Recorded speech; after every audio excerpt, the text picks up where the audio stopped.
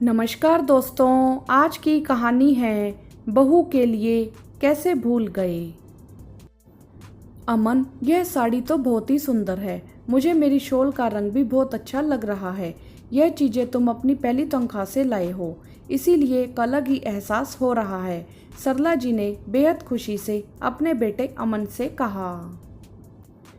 अमन, जिसकी नई नौकरी लगी थी, आज उसकी पहली तनख्वाह मिली थी, जिससे वह अपनी माँ के लिए एक साड़ी और अपने पिताजी के लिए एक जोड़ी कपड़े और अपने छोटे भाई के लिए एक फ़ोन लाया था। 2 महीने पहले ही अमन की शादी हुई थी। अमन की पत्नी नेहा रसोई में काम कर रही थी। वह भी मन ही मन खुश हो रही थी कि अगर अमन जी सबके लिए कुछ लाए हैं तो मेरे लिए भी कुछ ना कुछ जरूर लाए होंगे। वह सोच रही थी कि अभी सासू माँ उसे बुलाकर दिखाएगी कि बहू तुम भी अपना उपहार देख लो। यही सब सोच कर नेहा प्रसन्न हुए जा रही थी। लेकिन यह क्या, किसी ने नेहा को नहीं बुलाया, तो क्या अमन जी मेरे लिए कुछ भी नहीं लाए। नेहा ने निराश होते हुए सोचा, फिर अपने मन को तसल्ली देने लगी कि अभी तो सब कुछ है मेरे पास। ढेर सारी साड़ियाँ, गिफ्ट, सब कुछ तो मिला है शादी में। मुझे किस चीज़ की कमी है। अमन जी के साथ रहना ही मेरे लिए सबसे बड़ा तोहफा है। यह सोचकर वह खाना बनाने लगी। अमन अपनी माँ के साथ बात कर रहा था। तब तक अमन के पिताजी भी आ गए। अमन उनके लिए भी एक पैंट शर्ट का कपड़ा लाया था। अमन ने अपने हाथों से उन्हें भेंट की। अमन के पिताजी ने खुश होते हुए कपड़े ले लिए और अमन को भविष्य में निरंतर उन्नति करने का आशीर्वाद दिया। सरला जी बड़ी खुशी खुशी अपनी साड़ी और शॉल अमन के पिताजी को दिखाने लगी। देखिए जरा, मेरा अमन पहली तनख्वाह से मेरे लिए यह साड़ी और शॉल लाया है। अपने छोटे भाई विवेक के लिए यह मोबाइल फ़ोन लाया है और आपके लिए कपड़े। आज मैं बहुत खुश हूँ। अमन के पिताजी ने पूछा, अमन तुम कुछ भूल तो नहीं रहे हो क्या पिताजी? आप क्या कहना चाहते हैं? अमन बेटा, तुम हम सब के लिए कुछ ना कुछ लाए हो, लेकिन क्या तुम नेहा के लिए कुछ नहीं लाए? अब वह भी इस घर की सदस्य है, हमारे घर की लक्ष्मी है। तुम्हें उसके लिए जरूर कुछ ना कुछ लाना चाहिए था। और सरला, तुम बस अपने और हमारे सामान को देखकर ही खुश हो रही हो। तुम्हें जरा भी ध्यान नहीं आया कि अगर अमन सब के लिए गिफ्ट लाया है तो नेहा के लिए क्यों नहीं लाया। भले ही नेहा कुछ ना कहे, लेकिन अब हमें भी उसका ध्यान रखना है।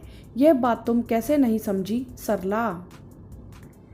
अरे मुझे लगा अभी तो शादी में इतना सब कुछ मिला है, उसे मायके से भी और ससुराल से भी, उसके लिए क्या लिया जाए।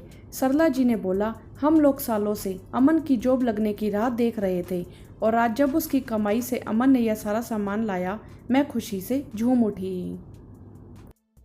लेकिन आपकी बात से मुझे यह एहसास हो गया है कि अगर नेहा के पास सब सामान है तब भी हमें उसके लिए कुछ जरूर लेना चाहिए। आखिर वह भी हमारी बेटी है। अमन की जॉब की खुशी उसको भी है और सबसे बड़ी बात, अब वह अमन के हर सुख दुख में जिंदगी भर उसका साथ देगी। यह कहते हुए सरला जी अपने कमरे से एक अंगूठी लेकर आई। सरला जी ने बताया कि उनके पास एक नई अंगूठी रखी है जिसे उन्होंने अमन की शादी के समय खरीदा था। वही अंगूठी हम नेहा को अमन की तरफ से दे देते हैं। अमन ने अपनी माँ और पिताजी का धन्यवाद किया। सासू जी ने नेहा को बुलाकर दिखाया कि अमन अपनी पहली तनख्वाह से तुम्हारे लिए अंगूठी और हम सब के लिए यह सामान लाया है। नेहा को अंगूठी बहुत पसंद आई और अपनी सासू माँ के गले लग गई। नेहा को इतना खुश देखकर अमन को बहुत सुकून मिला। वह सोच रहा था कि पिताजी ने बात बिगड़ने से पहले ही संभाल ली और माँ की समझदारी से वह अपने आप को खुश नसीब समझ रहा था। उसे समझ आ गया था कि यही तो होता है परिवार, जहाँ अगर किसी से गलती हो भी जाए तो दूसरा व्यक्ति तुरंत उसे सुधारने का प्रयास करता है। अब सभी लोग एक दूसरे को देखकर मुस्कुराने लगे। नेहा सोच रही थी कि उसने तो जाने क्या क्या सोच लिया था, लेकिन इन लोगों ने तो मेरा पूरा ध्यान रखा। नेहा खुश थी कि उसके परिवार वाले इतने अच्छे हैं। उसने खुद से वादा किया कि वह हमेशा परिवार के लिए अपनी सारी जिम्मेदारी ईमानदारी से निभाएगी। दोस्तों, घर की बहू के साथ अगर आप अच्छा व्यवहार करेंगे तो वह भी मन से आपको प्यार और सम्मान देगी।